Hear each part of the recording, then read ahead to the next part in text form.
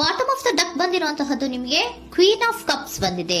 ನಿಮ್ಮ ಲವ್ ಲೈಫಿನ ವಿಚಾರವಾಗಿ ಬಹಳ ಕೇರಿಂಗ್ ಅನ್ನ ಮಾಡ್ತಾ ಇರುವಂತಹದ್ದು, ಅದ್ರ ಬಗ್ಗೆನೇ ನೀವು ಯೋಚನೆಯನ್ನ ಮಾಡ್ತಾ ಇರುವಂತಹದ್ದು, ಒಂದು ಸ್ಟೇಬಲ್ ರಿಲೇಶನ್ಶಿಪ್ ಅನ್ನ ಉಳಿಸ್ಕೋಬೇಕು ಅನ್ನುವಂತಹ ಆಲೋಚನೆಯನ್ನ ಮಾಡ್ತಾ ಇರುವಂತಹದ್ದು ರೆಪ್ರೆಸೆಂಟ್ ಆಗ್ತಾ ಇದೆ. ಪಾಸ್ಟಿನ ಬಗ್ಗೆ ಹೇಳೋದಾದ್ರೆ ಎಲ್ಲವೂ ಚೆನ್ನಾಗಿಯೇ ಇತ್ತು. ಫುಲ್ ಕಾರ್ಡ್ ರೆಪ್ರೆಸೆಂಟ್ ಆಗ್ತಾ ಇದೆ ಅಂದ್ರೆ ಜಾಯ್ಫುಲ್ ಆಗಿತ್ತು, ಚೆನ್ನಾಗೇ ಮಾತಾಡ್ತಾ ಇದ್ರಿ, ಖುಷಿಯಾಗಿದ್ರಿ, ಖುಷಿಯಾಗಿ ಓಡಾಡೋದು ಎಲ್ಲವನ್ನ ಕೂಡ ನೀವು ಮಾಡಿರುವಂತಹದ್ದು ರೆಪ್ರೆಸೆಂಟ್ ಆಗ್ತಾ ಇದೆ.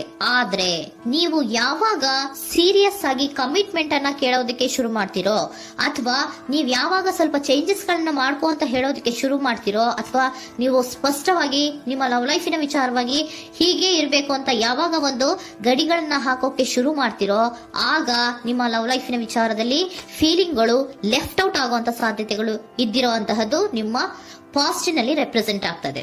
ನೀವೇನಾದ್ರೂ ಹಾಗಿರ್ಬೇಕು ಹೀಗಿರ್ಬೇಕು ಅಂತ ಏನಾದ್ರೂ ನೀವು ಅವ್ರಿಗೆ ಹೇಳಿದ್ರೆ ಅವರು ನಿಮ್ಮಿಂದ ಸ್ವಲ್ಪ ಸ್ವಲ್ಪ ದೂರ ಹೋಗಿರುವಂತಹದ್ದು ರೆಪ್ರೆಸೆಂಟ್ ಆಗ್ತಾ ಇದೆ. ಯಾಕಂದ್ರೆ ನೀವು ಖುಷಿಯಾಗಿರ್ಬೇಕು, ಸಂತೋಷವಾಗಿರ್ಬೇಕು ಅಷ್ಟನ್ನ ಮಾತ್ರನೇ ಅವರು ಎಕ್ಸ್ಪೆಕ್ಟ್ ಅನ್ನ ಮಾಡುವಂತಹದ್ದು. ಈಗ ಸದ್ಯದ ಮಟ್ಟಿಗೆ ಅವರು ನಿಮ್ಗೆ ಯಾವುದೇ ರೀತಿಯ ಸೀರಿಯಸ್ ಕಮಿಟ್ಮೆಂಟ್ ಗೆ ಒಳಗಾಗುವಂತ ಸಾಧ್ಯತೆಗಳು ಯಾವುದು ಇದ್ದಿರೋ ಮಟ್ಟಿಗೆ ನಿಮ್ಮ ಪಾಸ್ಟ್ ನಲ್ಲಿ ರೆಪ್ರೆಸೆಂಟ್ ಆಗ್ತಾ ಇಲ್ಲ. ಈ ಪರ್ಸನ್ ಏನು ಈ 4 ಕಾರ್ಡ್ ಬಂದಿದೆಯೋ, ಈ ಪರ್ಸನ್ ಸೀರಿಯಸ್ ಕಮಿಟ್ಮೆಂಟ್ ಗೆ ಸಿಗುವಂತಹ ಸಾಧ್ಯತೆಗಳು ಇದ್ದಿರೋ ಮಟ್ಟಿಗೆ ನಿಮ್ಮ ಪಾಸ್ಟ್ ನಲ್ಲಿ ಕಾಣಿಸ್ತಾ ಇಲ್ಲ. ಆಗ ಅವರಿಗೆ ಫೀಲಿಂಗ್ ಲೆಫ್ಟ್ ಔಟ್ ಆಗಿರುವಂತಹದ್ದು, ಅವರು ಸ್ವಲ್ಪ ಸ್ವಲ್ಪ ಚೇಂಜ್ ಆಗಿ ನಿಮ್ಮಿಂದ ದೂರ ಹೋಗಿರುವಂತಹದ್ದು ಈ ಕಾರ್ಡಿನಲ್ಲಿ ರೆಪ್ರೆಸೆಂಟ್ ಆಗ್ತಾ ಇದೆ. ಅಟ್ ದ ಪ್ರೆಸೆಂಟ್ ನಲ್ಲಿ ನಿಮಗೆ ಬಂದಿರುವಂತಹ ಕಾರ್ಡ್ ಏನು, ವೀಲ್ ಆಫ್ ಫಾರ್ಚೂನ್. ಬದಲಾವಣೆಯ ಮಾರ್ಗವನ್ನ ನೀವು ಹಿಡಿಬೇಕು, ಅಂದ್ರೆ ಬದಲಾವಣೆ ಆಗ್ಬೇಕು. ನೀವು ಅವರು ಸೀರಿಯಸ್ ಕಮಿಟ್ಮೆಂಟ್ ಅನ್ನ ಕೇಳಿದಾಗ ಅವರು ನಿಮ್ಮಿಂದ ದೂರ ಹೋಗಿದ್ದಾರೆ ಅಂದ್ರೆ ನೀವೇನ್ ಮಾಡ್ಬೇಕು, ಅಟ್ ದ ಪ್ರೆಸೆಂಟ್ ನಲ್ಲಿ ಬದಲಾವಣೆಯ ಮಾರ್ಗವನ್ನ ಹಿಡಿಬೇಕು.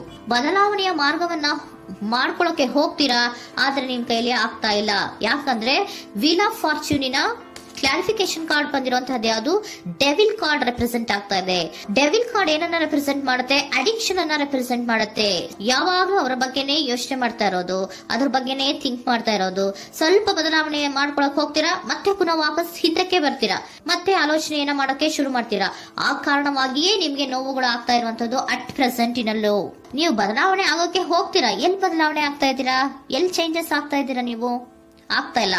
ಯಾಕೆ ಹೇಳಿ, ನಿಮ್ಮಲ್ಲಿ ಅಡಿಕ್ಷನ್ ಗಳು ರೆಪ್ರೆಸೆಂಟ್ ಆಗ್ತಾ ಇದೆ. ತುಂಬಾ ಅಡಿಕ್ಷನ್ ಇರೋದ್ರಿಂದ, ನಿಮ್ಮ ಲವ್ ಲೈಫ್ ನ ವಿಚಾರವಾಗಿ ನೀವು ತುಂಬಾ ಅಡಿಕ್ಟ್ ಆಗಿರೋದ್ರಿಂದ ನೀವು ಯಾವುದೇ ರೀತಿಯ ಬದಲಾವಣೆಯನ್ನ ನೀವು ಮಾಡ್ಕೋತಿಲ್ಲ.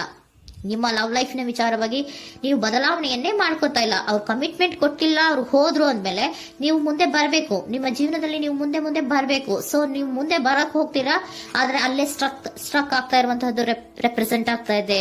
ನೀವ್ ಯಾವಾಗ ಅಡಿಕ್ಷನ್ ಗಳನ್ನ ಜಾಸ್ತಿ ಮಾಡ್ಕೋತಿರೋ ಅಬ್ಸೆಷನ್ ಆಗತ್ತೆ. ಯಾವಾಗ ನಿಮ್ಮಲ್ಲಿ ಅಬ್ಸೆಷನ್ ಗಳಾಗಕ್ಕೆ ಶುರು ಆಗುತ್ತೋ ಆಗ ನಿಮ್ಮ ನೋವುಗಳು ಜಾಸ್ತಿ ಆಗುತ್ತೆ. ಕಣ್ಣೀರಿಡೋದು, ನೋವನ್ನ ಪಡೋದು, ಸಂಕಟ ಪಡೋದು, ಪದೇ ಪದೇ ನೆನಪಿಸ್ಕೊಳ್ಳೋದು, ಅಳೋದು, ಆಗದೇ ಇಲ್ವೇನೋ ನನಗೆ ಅನ್ನುವಂತಹ ರೀತಿಯಲ್ಲಿ ಅಟ್ ಪ್ರೆಸೆಂಟ್ ನಲ್ಲಿ ಕೆಲವೊಬ್ರು ಇರುವಂತಹದ್ದು ರೆಪ್ರೆಸೆಂಟ್ ಆಗ್ತಾ ಇದೆ.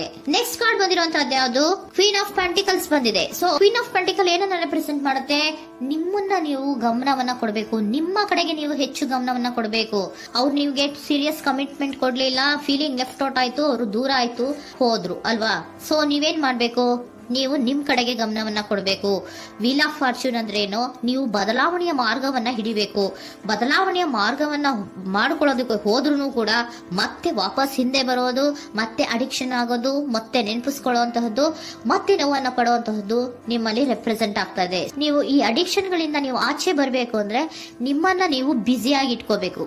ಟೈಮ್ ಇದ್ರೂ ಕೂಡ ಮತ್ತೆ ಪುನಃ ಹಿಂದೆ ಬಂದು ನೀವು ಆಲೋಚನೆ ಮಾಡುವಂತಹ ಸಾಧ್ಯತೆಗಳು ಇದೆ. ಅದಕ್ಕೆ ನೀವು ಅಟ್ ಪ್ರೆಸೆಂಟ್ ನಲ್ಲಿ ನೀವು ಆ ಫೀಲಿಂಗ್ ಇಂದ, ಈ ನೋವಿನಿಂದ ನೀವು ಆಚೆ ಬರ್ಬೇಕಂದ್ರೆ ನೀವೇನ್ ಮಾಡ್ಬೇಕು, ಸ್ವಲ್ಪ ಏನಾದ್ರೂ ಬ್ಯುಸಿ ಆಗ್ಬೇಕು, ಕೆಲಸಗಳನ್ನ ಮಾಡೋದಕ್ಕೆ ಶುರು ಮಾಡ್ಬೇಕು. ನಿಮಗೆ ಗೊತ್ತಿರುವಂತಹ ಯಾವ ಕೆಲಸವಾದ್ರೂ ಸರಿ, ನೀವು ಸ್ವಲ್ಪ ಬ್ಯುಸಿ ಆಗಿರೋದಕ್ಕೆ ಪ್ರಯತ್ನವನ್ನ ಮಾಡ್ತಾ ಇರುವಂತಹದ್ದು, ಮಾಡುವಂತಹದ್ದು ರೆಪ್ರೆಸೆಂಟ್ ಆಗ್ತಾ ಇದೆ. ಕೆಲವೊಬ್ರು ಮಾಡ್ತಾ ಇದ್ದೀರಾ, ಕೆಲವೊಬ್ರು ಮಾಡುವ ಕಡೆಗೆ ಆಲೋಚನೆಯನ್ನ ಮಾಡ್ತಾ ಇರುವಂತಹದ್ದು ಅಟ್ ಪ್ರೆಸೆಂಟ್ ನಲ್ಲಿ ರೆಪ್ರೆಸೆಂಟ್ ಆಗ್ತಾ ಇದೆ. ಇಮಿಡಿಯೇಟ್ ಫ್ಯೂಚರ್ ನಲ್ಲಿ ಏನ್ ರೆಪ್ರೆಸೆಂಟ್ ಆಗ್ತಾ ಇದೆ, ನೈಟ್ ಆಫ್ ಸೋರ್ಟ್ಸ್ ರೆಪ್ರೆಸೆಂಟ್ ಆಗ್ತಾ ಇದೆ. ನೀವು ಕ್ವಿಕ್ ಥಿಂಕಿಂಗ್ ಅನ್ನ ಮಾಡಿ ಏನೋ ಒಂದು ಆಕ್ಷನ್ ಅನ್ನ ತಗೋಬೇಕು ಅನ್ನೋದ ಆಲೋಚನೆಯನ್ನ ಮಾಡ್ತೀರಾ, ಬಹಳ ಫೋಕಸ್ ಅನ್ನ ಮಾಡ್ತೀರಾ ಒಂದು ವಿಚಾರವಾಗಿ, ಕ್ವಿಕ್ ಥಿಂಕಿಂಗ್ ಅನ್ನ ಮಾಡ್ಬೇಕು ಅಂತ.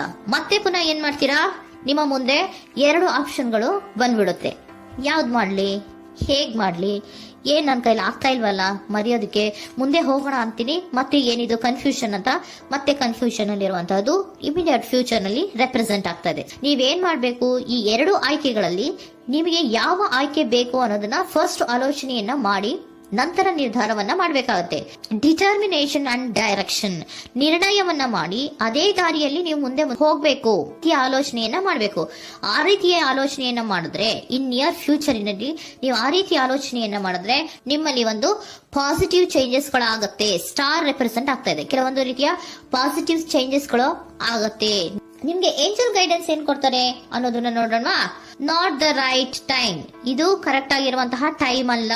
The situation will improve, situation ಅನ್ನೋದು ಇಂಪ್ರೂವ್ ಆಗುತ್ತೆ ಯಾವಾಗ, ಇಫ್ ಯು ಬಿಲೀವ್, ನೀವು ನಂಬಿಕೆ ಇಟ್ಟಾಗ ಮಾತ್ರ ಸಿಚುಯೇಷನ್ ಅನ್ನೋದು ಇಂಪ್ರೂವ್ ಆಗುವಂತಹದ್ದು. ಏನೀಗ ಬೇಜಾರಿನಿಂದ ಇದ್ದೀರಲ್ಲ, ಈ ನೋವು ಯಾವಾಗ್ಲೂ ಶಾಶ್ವತವಾಗಿ ಇರುವಂತಹದ್ದು ಅಲ್ಲ. ನಾಟ್ ದ ರೈಟ್ ಟೈಮ್, ಇದು ಕರೆಕ್ಟ್ ಆಗಿ ಇರುವಂತಹ ಸಮಯ ಅಲ್ಲ. ಸ್ವಲ್ಪ ವೇಟ್ ಮಾಡು, ನೀವು ಚೇಂಜಸ್ ಮಾಡ್ಕೊಳ್ಳೋ ಕಡೆಗೆ ಹೆಚ್ಚು ಗಮನವನ್ನ ಕೊಡು, ಅಲ್ಲಿ ಚೇಂಜಸ್ ಆಗತ್ತೆ ಅನ್ನೋದನ್ನ ಏಂಜಲ್ ಗೈಡೆನ್ಸ್ ನಿಮ್ಗೆ ಕೊಡ್ತಾ ಇದ್ದಾರೆ. Surrender your full power. Your life is a calling for you to step into your full power rather than playing it small. ನೀವು ಧೈರ್ಯವಾಗಿ ಒಂದು ಹೆಜ್ಜೆಯನ್ನ ಮುಂದಕ್ಕೆ ಇಡಬೇಕು. ಸೊ ಮುಂದೆ ಹೋಗುವಂತಹ ಆಲೋಚನೆಯನ್ನ ಮಾಡಬೇಕು. ಪವರ್ ಇಂದ, ನಿಮ್ಮಲ್ಲಿರುವಂತಹ ಪವರ್ ಅನ್ನ ಯೂಸ್ ಮಾಡ್ಕೊಳ್ಳಿ. ಯಾಕೆ ನನ್ನಲ್ಲಿ ಏನಿಲ್ಲ, ನನ್ನ ಕೈಲಿ ಏನೂ ಆಗಲ್ಲ ಅಂತ ಯಾಕೆ ಕೂತಿದ್ದೀರಾ? ನೀವು ಏನ್ ಮಾಡ್ಬೇಕು, ಬಹಳ ಧೈರ್ಯದಿಂದ ಮುಂದಕ್ಕೆ ಹೋಗಿ ಅನ್ನೋದನ್ನ ನಿಮ್ಗೆ ಸರೆಂಡರ್ ಕಾರ್ಡ್ಗಳು ಕೂಡ ಹೇಳ್ತಾ ಇದ್ದಾರೆ.